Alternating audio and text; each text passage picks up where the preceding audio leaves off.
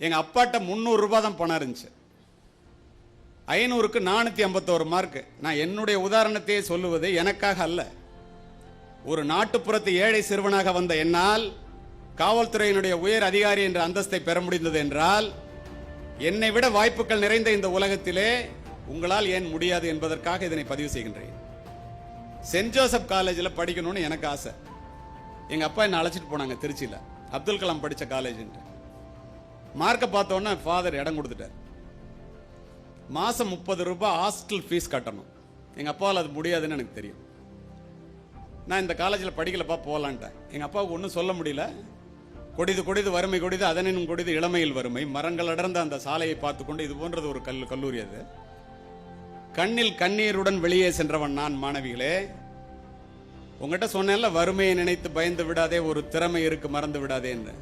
அதை எங்க அப்பா எனக்கு சொன்னதுனால, எந்த கல்லூரியில் ஏழ்மை காரணமாக பணம் இல்லாமல் படிக்க முடியாமல் வெளியேறினேனோ அதே கல்லூரியிலே ஆசிரியர்களுக்கு மாணவர்களுக்கு அத்துணை பேருக்கும் சேர்த்து முக்கிய விருந்தினராக சென்று கண்காணிப்பாளராக ஆன பிறகு 3 முறை உரையாற்றி இருக்கின்றேன்.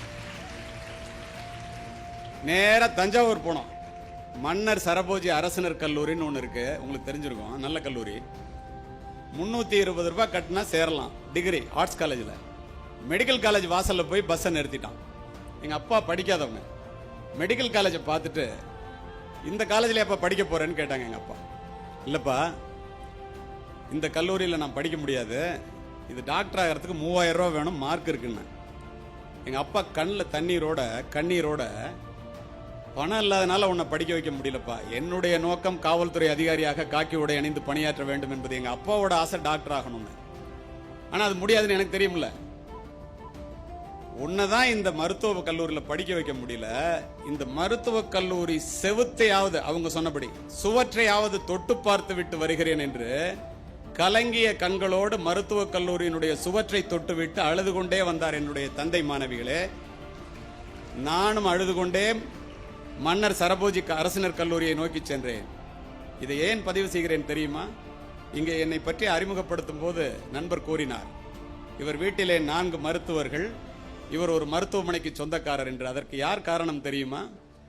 என்னுடைய மனதிலே ஏழ்மையின் காரணமாக என்னுடைய தந்தை அன்று ஏற்படுத்திய தாக்கமே காரணம். அத்துணைக்கும் காரணம் என்னுடைய பெருமையும் தந்தையே சேரும்.